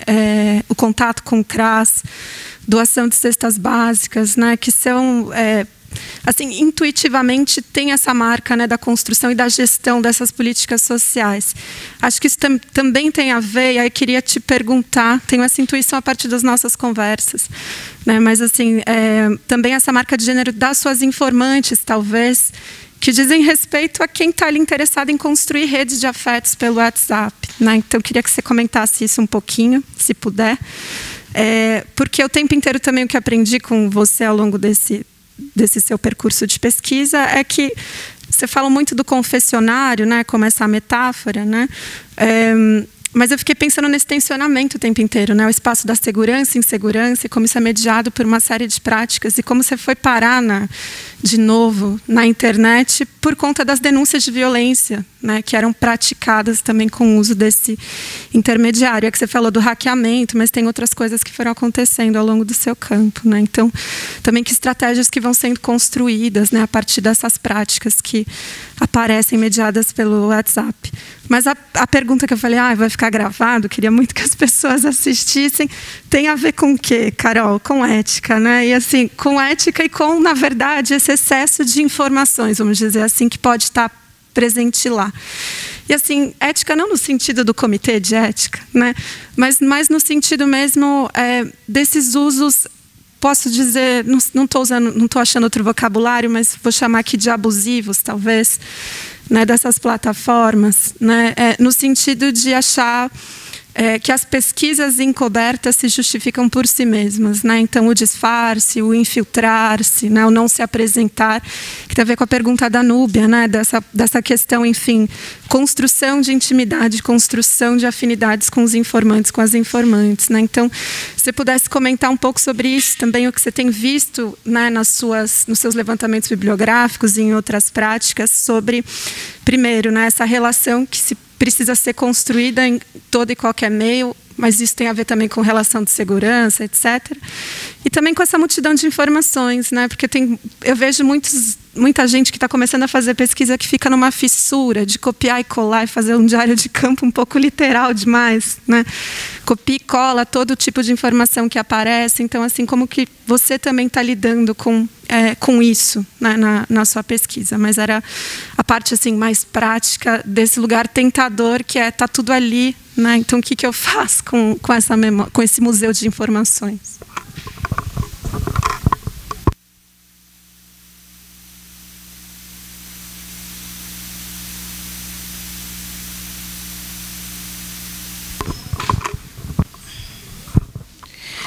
Obrigada pelo comentário e pela questão, né? Eu acho que a sua questão ela também vai muito no sentido de algo que nós temos pensado conjuntamente, né? Eu já comento sobre ela, mas primeiro sobre a questão do gênero, né? Eu concordo, sem dúvida, essa marca do gênero é muito presente. Eu tenho muita dificuldade de estabelecer diálogo com homens na comunidade, né? Às vezes que eles falaram comigo, as únicas, foi durante, por exemplo, o pedido do auxílio emergencial, porque queriam ajuda, eu ajudei a fazer cadastro, porque no site, porque tinha o aplicativo e tinha o site, né? O site abria muito mais rápido e era mais fácil de fazer, então eles me mandavam os dados, mas aí sempre a companheira, a filha, alguém próximo passou o dado e eles falaram comigo única e exclusivamente para isso, né? Então, não sei, e seria muito interessante saber, né, que grupos eles estão, por exemplo. Certamente estão no grupo da comunidade, no grupo do baile, no grupo do futebol, mas provavelmente não estão no grupo da escola, como você disse, e muito menos procurando doação de cesta básica, né? E isso, sem dúvida, eu acho que tem essa marca do gênero, né? E do quanto isso cabe às mulheres, enquanto essas convenções de gênero, na verdade, atribuem essa como funções de mulheres, e elas reproduzem isso também no uso que elas vão fazer da tecnologia, né? E mesmo, por exemplo, e não só no WhatsApp, tá? Por exemplo, as coisas que elas se cadastram, porque como no Facebook você até pode restringir o que vai para sua timeline ou não, mas como eu acho que tem essa dificuldade e que eu acho que diz respeito a esse letramento digital, vem absolutamente tudo que eles fazem. Se eles se logaram no jogo e utilizaram o perfil do Facebook para isso, eu vejo que eles logaram porque está lá na página inicial. Então, assim, várias mobilizações. Entrou no grupo da escola, seguiu a página da escola, a CUFA fez um projeto grande ao longo da pandemia para a distribuição de cesta básica e de alimentos. Então, e tinha uma coisa muito ligada à tecnologia, porque você tirava a foto, marcava a CUFA para mostrar que aquele alimento tinha sido, que você tinha recebido. Não sei se lembra, inclusive, houve uma polêmica enorme, porque a CUFA ia fornecer um cartão para que essas pessoas adquirissem os alimentos e estava ligado a um banco e pegavam os dados das pessoas num aplicativo e não tinha uma clareza clareza de para que esses dados eram utilizados. Aí eles cortaram isso, não houve mais, passou a ter distribuição. E é isso, você marca para você receber mais. Porque você sabe que se você marcou, você vai receber. Mas são sempre as mulheres. Porque eu não tenho contato com os homens no WhatsApp, por exemplo, não é com eles que eu vou estabelecer diálogos, mas todos eles me adicionam no Facebook, por exemplo. Então, eu acompanho o que eles estão postando ali. E é isso, eles postam, quando receberam um auxílio, por exemplo, as mulheres lá se matando para comprar a cesta básica, indo no supermercado, e os caras foram para o bar beber uma cerveja. Tinha várias fotos. Vamos fazer um churrasco. E, claro, eles podem fazer um churrasco, mas, assim, o ponto não é esse. É que eu acho que é isso, reproduz o tempo inteiro e no uso da tecnologia também, né, me parece. E sobre ética, né, eu acho que essa questão, eu concordo com você, ela está muito além dos comitês de ética, é algo que a gente vem discutindo, né, só para situar vocês, eu e Bá caímos nessa discussão em 2018, numa parceria que a gente fez entre USP, Unicamp e RMIT, na Austrália, com o Edgar, que eu já citei aqui hoje, né? Então, várias pessoas aqui estavam envolvidas naquele momento também em desenvolvimentos, né, desse projeto, e a gente fez longas discussões sobre isso, tanto quanto eles vieram para o Brasil, a gente foi para lá também, né? Eram missões de pesquisa e de discussão. E eu acho que tem uma coisa que você disse, Bá, que eu concordo demais, que é essa informação está muito facilmente dada quando a gente está utilizando essas plataformas todas. E, sem dúvida, é muito tentador você simplesmente usar. E uma coisa que eu acho que a maior tentação até do que copiar e colar é dar print. Porque eu acho que tem essa ideia de que o print salva, inclusive, a configuração de como aquilo foi colocado. Eu tenho grandes ressalvas aos prints. Núbia foi minha aluna, se lembra da aula que a gente terminou o curso com essa discussão do quanto eu acho complicado o uso de prints. Não é toda pesquisa que os prints cabem. Os prints, se você não anonimiza bem, dá para descobrir quem foi, dependendo da plataforma que foi utilizada, é rastreável, né? Então, assim, e outra coisa, tem toda uma questão que também envolve ética, que é o armazenamento dessas informações, né? Como a gente sabe, por exemplo, a FAPESP hoje exige, inclusive, a coisa de gestão de dados. Essa é uma das preocupações. O que a gente faz com esses dados todos que ficam aqui? Porque, gente, se tiver uma invasão no meu computador, se der qualquer problema, esses dados vão junto, né? Então, por exemplo, a minha tática pessoal, e eu entendo que é complexo, entendo que a gente tem que falar mais sobre isso e que a gente tem também que, por exemplo, e é uma coisa que eu acho que vai acontecer, já estou dando a manchete aí, até o fim do ano, encampada pela ABA, né, pelo Comitê de Comunicação e Divulgação Científica da ABA, que é curso de segurança digital para antropólogos. Porque nós estamos sujeitos a vários ataques, eu acho que a conjuntura política nos mostra isso, a própria ABA tem sido alvo de vários ataques, a gente fez uma discussão longuíssima, acho que vai para o YouTube depois, se vocês fiquem atentos, porque deve ir para o YouTube essa discussão que a gente fez. Mas a gente também está falando dessa outra parte da nossa pesquisa, armazenamento de dados. O que eu faço? Eu parei de armazenar em nuvem, né? Porque nuvem é isso. Se tiver um vazamento no Google Drive, os meus dados vão todos os dados. Então, assim, no meu do Google Drive tem livros, meus PPTs, apresentações, coisas que eu não julgo tão sensíveis, mas dados de interlocutores, dados de conversas com interlocutores, nada disso. Eu não faço print de absolutamente nada, né? Eu acho que é isso, porque a antropologia, e por isso a etnografia é tão boa, na verdade, né? O quanto a gente reconta essas histórias de muitas outras formas. Eu não preciso de um print para me ajudar a recontar essa história. Às vezes é importante, por exemplo, não tem problema, eu acho super útil, dar o print da plataforma. Tipo, o WhatsApp era assim, mas sem a conversa, por exemplo, algo... É assim que se mandava mensagem, por exemplo, para ficar como um registro, como eu fiz com o Orkut. Se vocês pegarem minha dissertação aí na biblioteca, vocês vão ver que está um monte de print de como era o Orkut naquele momento. E que bom, porque ele acabou. E mesmo se ele voltar, como dizem que vai voltar, não vai voltar daquele jeito, né? E tudo eu tenho salvo, né, em drives separados, também não está no computador. Tem um risco que é esses drives que a gente usa móveis, eles podem dar problema, sem dúvida, mas tudo pode dar problema. Então, é minimização de riscos. Eu acho que é muito mais arriscado deixar num drive compartilhado que está conectado o tempo inteiro do que deixar num drive que está dentro da minha casa e que está ali, né? E eu coloco senha. Então, assim, mesmo que alguém, sei lá, esqueci o meu HD externo em algum lugar, para acessar essas pastas especificamente tem uma senha. né? Então, porque é isso, são dados de pessoas, tem coisas minhas que também estão com senha, mas eu acho que a gente tem que começar a pensar em estratégias. Isso dá muito trabalho de fazer, isso também não é tão simples. E eu acho que a gente tem que resistir à tentação de se deixar seduzir por essa quantidade de informações. E pelo copiar e colar, e pelo print, porque não necessariamente é isso que importa, porque eu acho que tem algo de relacional que está muito além da fala dessas pessoas. De como é que eu cheguei nisso? Por que isso foi possível? Né? É o que você estava dizendo. Como é que eu saio da violência e vou cair no WhatsApp, por exemplo, ou na pesquisa que envolve desigualdades digitais? Isso foi o fluxo do campo que me levou, né? Eu não escolhi, eu estava longe da tecnologia, eu nem queria trabalhar com isso mais, né? Mas nunca consegui sair, né? Estou aí até hoje, agora eu não quero sair mais, mas é isso, você vai construindo relações e que às vezes funcionam e às vezes não. Pelo WhatsApp também, gente, tem gente que não me responde. E tudo bem, às vezes a gente não quer responder, ninguém é obrigado a responder nada. E eu acho que é importante, porque é o princípio básico da ética. A gente vai falar com quem quer falar com a gente, né? Com quem está disposto a isso. E uma outra coisa, né? Que para mim foi muito difícil de separar com o WhatsApp especificamente. Antes eu não tinha tido esse problema, não. O que conta como dado de campo ou não nas minhas interações? Porque vem muita coisa. É cotidiano, são relações que eu recebo mensagem o dia inteiro.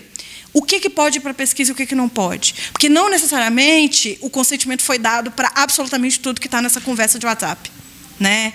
Então, sempre que eu acho que tem algo que pode ser interessante, eu falo com cada uma delas. Você se lembra da pesquisa, como a gente já conversou inúmeras vezes, e peço sempre para elas me mandarem um áudio dizendo que está tudo bem se eu usar aquela parte, por exemplo.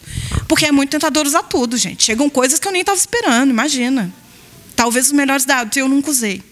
Mas é difícil. É super difícil. É isso.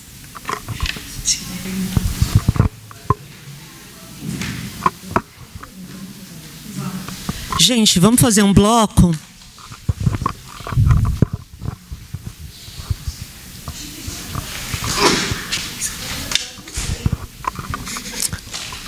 Oi, Carol, boa tarde. Assim, primeiro, parabéns pelo trabalho.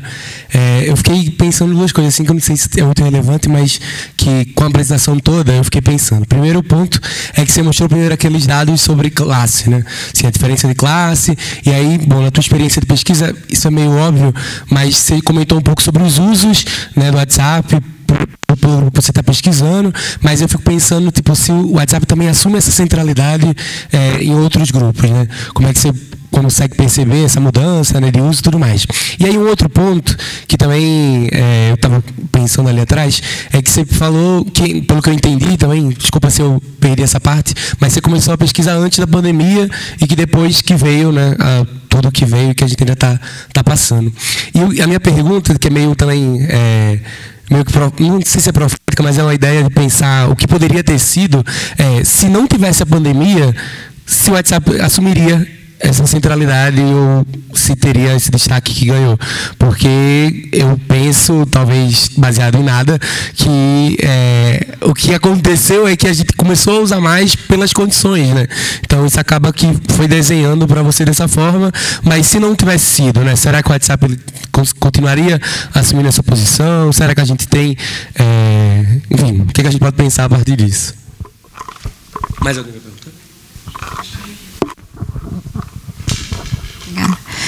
Oi, Carol. Bom, eu sou Ana Shelley, né, professora do Departamento de Antropologia. Oi, Regina, Núbia.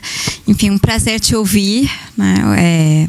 Gostei muito e eu acho que você é muito didática, assim. Então, para quem não está dentro do campo, né, dos estudos de internet, eu acho que você apresentou um panorama assim muito claro. Mas, assim, na verdade, é uma pergunta muito mais que tem a ver com a etnografia, né? Aqui eu tenho um comentário.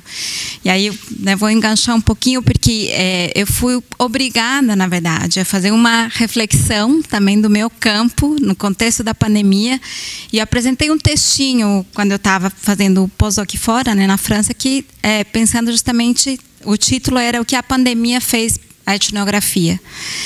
E aí, enfim, né, analisando um pouco o que eu comecei a receber de mensagem, eu não fui para campo, né, eu trabalho, né, como você sabe, no universo rural, né, mas eu comecei a receber vídeos, comecei a receber áudios das pessoas me contando o que estava acontecendo, né, no dia a dia, enfim, o cômodo adicionado à casa, né, e eu fui, enfim, pensando um pouco a partir dessa contingência, né, do que aconteceu.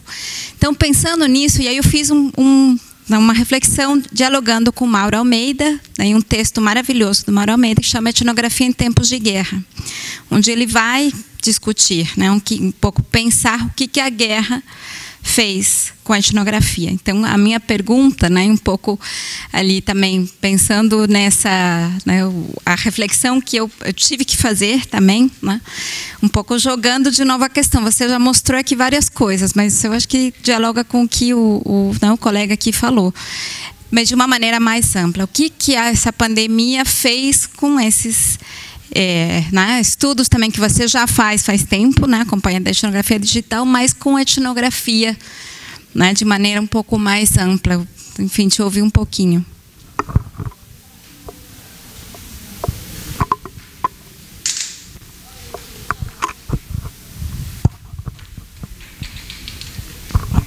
Obrigada, Bárbara. Eu vou entrar aqui no bonde, Carol.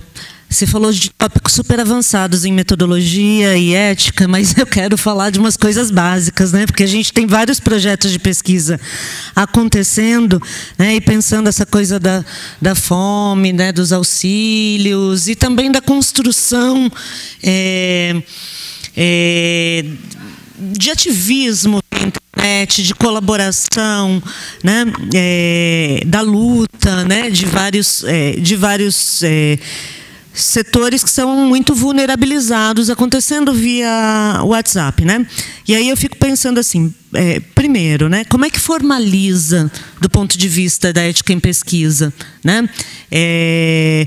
Estar num grupo de WhatsApp fazendo pesquisa, né? Há um tempo atrás, eu lembro que a gente só acessava, por exemplo, né?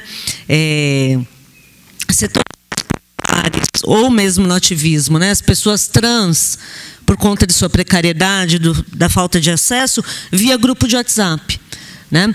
E aí tinha uma outra questão que as pessoas ficavam com muito receio, né?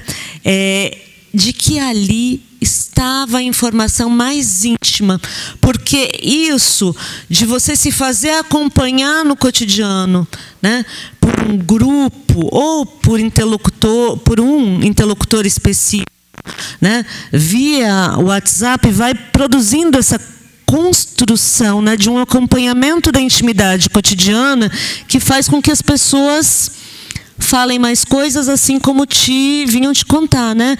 Aquilo que elas não tinham coragem de contar pessoalmente, a mediação da tela, mas também porque reconhece ali uma interlocutora, né?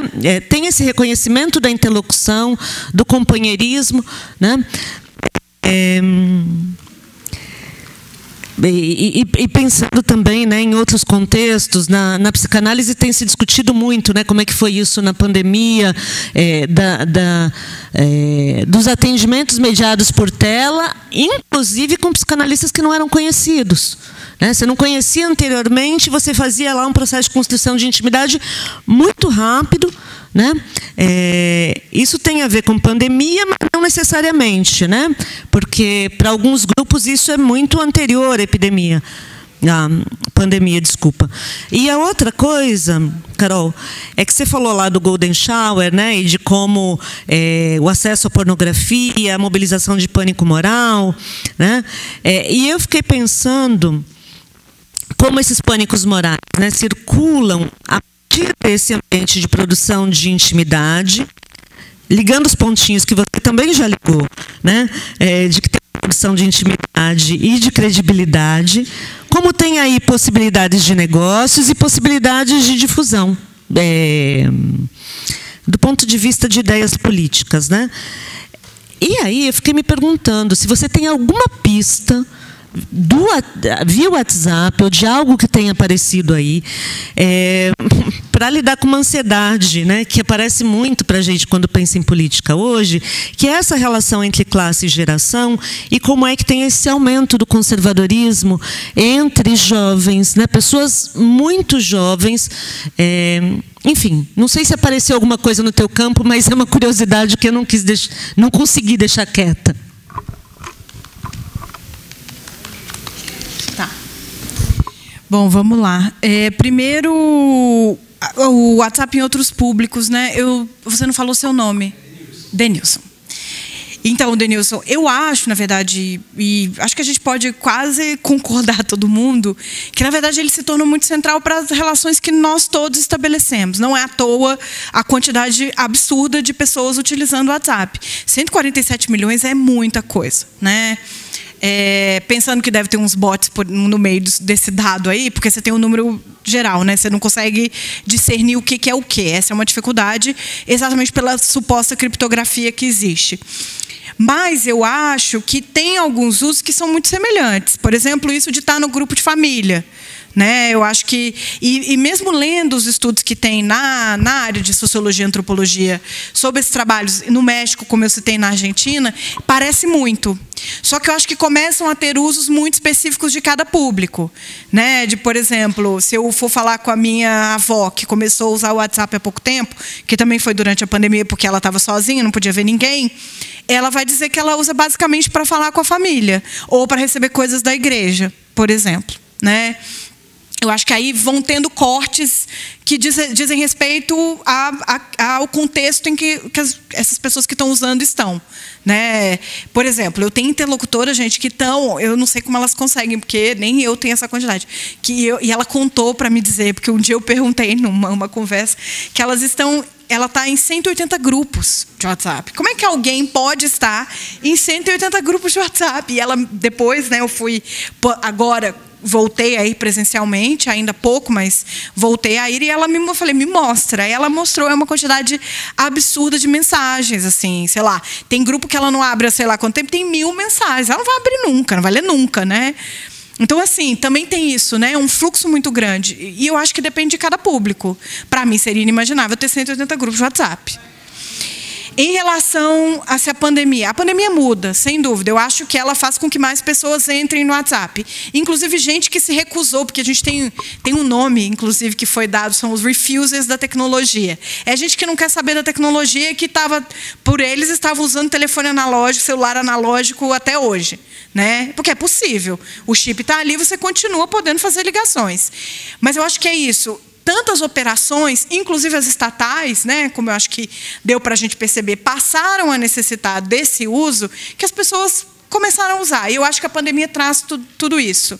Né? Alguns contatos aí, seria impossível sem o WhatsApp manter contato com diversas pessoas, né? Mundo afora, em diferentes lugares. E tem uma vantagem também, além de tudo, tem essa vantagem, por exemplo, dele não descontar do plano de dados, e o WhatsApp, a conexão pode estar muito ruim, mas dificilmente ele para de enviar mensagem. Ele só não vai enviar se for muito pesado, mas texto e áudio curto vai muito rápido. Né? Então, também tem isso. Ele, de fato, não gasta muito, ou gasta, por exemplo, se eu ligar. Né? Se eu ligar para alguém que agora a gente fizer uma ligação síncrona com vídeo, isso vai gastar muito. Mas, para coisas básicas, ele é muito eficaz. Né? Na verdade, é isso. O WhatsApp ele serve a muitos fins, ele é muito eficaz. Muito além do que ele foi proposto, ele nunca foi pensado para se tornar o que tornou. Né? E eu acho que vem muito mais coisa por aí. Em breve, eles têm testado várias coisas, né? Por exemplo, em relação a grupos, por exemplo, já vou entrar na questão que a Regina falou, depois eu volto na da Nash, porque eu acho, Regina, a parte mais difícil de lidar com o WhatsApp, os grupos de WhatsApp. Inclusive em termos de ética de pesquisa, porque não necessariamente todo mundo aceita que um pesquisador esteja ali para fazer pesquisa e vai concordar com aquilo. Né? Então, é muito difícil de lidar, mas, às vezes, ali tem muita coisa importante. Né? Eu estou em alguns grupos desse conjunto de favelas, mas eu não uso absolutamente nada que estão nos grupos, porque realmente eu tive muita dificuldade na própria relação. Porque as pessoas achavam que eu poderia usar é isso. Bom, você vai usar isso para quê? Porque não é todo mundo que me conhece anteriormente. Essa relação de intimidade ela está muito próxima. E tem algumas coisas que eles falam, é quase cifrado nesses grupos. Porque, por exemplo, você não pode falar no grupo o nome da facção. Então, você tem um jeito de falar. Eu demorei a perceber isso, por exemplo, que são códigos que a gente também vai aprender, a mesma coisa, né? Fazer etnografia, a gente está aprendendo o código do outro o tempo inteiro. Senão, é impossível, né? Esse diálogo que a gente estabelece, ele se torna impossível. Então, assim, eu acho que grupo é um desafio. E eu acho que todo mundo que escreveu sobre o WhatsApp, se vocês lerem o texto que eu indiquei do Edgar, por exemplo, vai chegar na mesma questão. Nós não temos uma solução para os grupos. Nem ética, nem metodológica. Porque não é a mesma coisa de um grupo do Facebook. Porque o grupo do Facebook, ele tem o próprio tipo, eu acho, de interação que se dá ali é muito diferente, ou que se dava no Orkut, quando eu fiz pesquisa em comunidades, do Orkut, né, esse era o nome que se dava, é muito diferente do WhatsApp. Essa ideia da intimidade está muito mais presente no WhatsApp do que está num grupo do Facebook com 5.000 pessoas, por exemplo, discutindo um tema específico. E que vai muito mais dos moderadores, né? E várias pesquisas foram feitas simplesmente com o fato dos moderadores aceitarem e fazer a apresentação para o grupo. Isso me aconteceu também no Orkut. E no WhatsApp isso é muito mais complexo, porque é gente que às vezes vai sair do grupo porque não concorda, porque acha que esse grupo não é para isso, ele quer discutir ali. Um grupo, por exemplo, que eu não consegui ficar. Tinha um grupo que eles chamavam de putaria. E me interessava muito porque tinha muitos casos de violência que eram narrados ali. Eu não consegui ficar no grupo, porque me tiraram. Tipo, eu sou alguém que trafega facilmente, que inclusive a facção sabe da minha existência, eu tenho autorização para estar ali, para ir na casa dessas pessoas. E tive para entrar em determinados grupos, mas naquele ali não cabia, porque eles achavam que não era o meu lugar. Para essas trocas específicas, por exemplo. Então, o que eu tenho é de narrativa que alguém me contou. Né? Eu não tenho acesso ao grupo mais. Não deu. Então, assim, é muito difícil. Isso dos grupos, eu acho que é muito difícil. Né? Sobre os pânicos morais, eu acho que o único momento em que isso apareceu mais foi durante as eleições. Agora volta um pouco, mas como é muito doido, porque quando fala que o Bolsa Família vira o Auxílio Brasil, e eu acho que tem sempre essa associação. Foi o Bolsonaro que criou o Auxílio Brasil, mas as pessoas continuam associando com o Lula porque é um derivado daquilo que era o Bolsa Família. Então, aquilo tudo que a gente fez, aquela mobilização do vira-voto, ela nem é necessária mais, porque eles começaram a apostar, e aí eu comecei a notar, que eles iam votar para deputado, não. Para deputado é quem chegou lá e fez alguma coisa de boa para a comunidade, né? Então, isso. Mas para presidente é um voto que migrou automaticamente. Então, na época, em 2018, esses pânicos morais circulavam. Por exemplo, isso que vem sendo chamado de ideologia de gênero estava ali presente. Não necessariamente com esse nome, por exemplo, mas tinha uma ideia de, tipo, se a gente eleger determinados candidatos, vai ser a perdição das famílias, por exemplo. Essa ideia da família, né? E em um lugar, gente, e chama muita atenção, de famílias que, num sentido convencional, a gente poderia dizer que estão altamente desestruturadas. Mas que é impensável, por exemplo, ter uma família com 2 mães, por exemplo, com 2 mulheres ou com 2 homens. Né?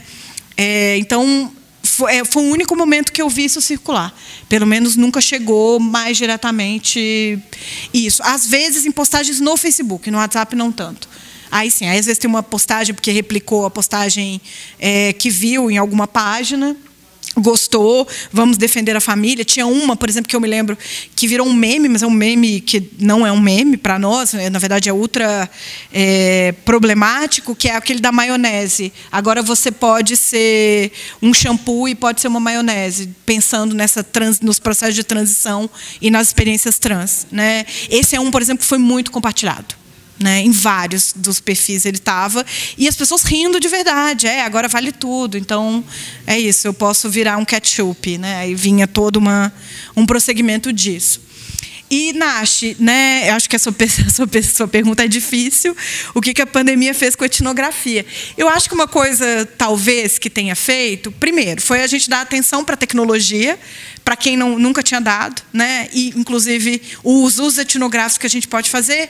Mas eu acho que tem um lado que a tecnologia permite, que a gente só começou, mesmo quem está nesse campo há mais tempo, que a gente só começou a explorar, que são as experimentações possíveis com o próprio arsenal tecnológico. Eu acho que a etnografia nos permite essas experimentações. Mas o que a gente pode fazer com isso, né? Como é que a gente pode utilizar esses fluxos todos de uma maneira mais criativa, me parece, né? Não sei. Mas eu acho que, para mim, o maior impacto mesmo é legitimar um campo que já existia ali, né? É fazer esse processo de legitimação, e que eu acho que foi tardio até, né? A gente devia ter sido reconhecido muito antes, e de propor novas maneiras, talvez, de pensar as maneiras como a gente faz pesquisa. Né? E aí eu iria por esse lado da experimentação. Tenho visto coisas muito interessantes de gente que nunca lidou com a tecnologia tentando jogar com isso etnograficamente, né? De, por exemplo, usar QR Code no meio do texto para te levar, para hiperlinkar para alguma outra coisa que não está naquele PDF, mas que me ajuda a pensar e a ver, a visualizar de outra forma esse campo, por exemplo. Né? Eu nunca tinha pensado em usar um QR Code. Hoje a gente estava brincando, né, o uso do QR Code no cardápio. E saiu um livro, inclusive, dos podcasts, né?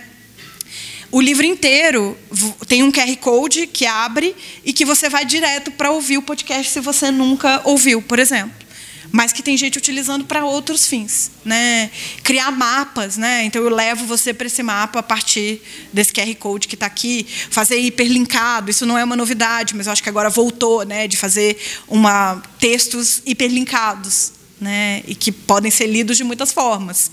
Então, assim, eu acho que é uma ideia para a gente pensar. Tem algumas, essa é uma. É isso, Carol? É isso, gente. Mais nenhuma questão? Então, vamos aplaudir. Agradecer enormemente, né, a organização da Taniele, a disponibilidade da Carol de fazer esse papo tão bacana com a gente, a Núbia por trazer suas questões. E até a próxima.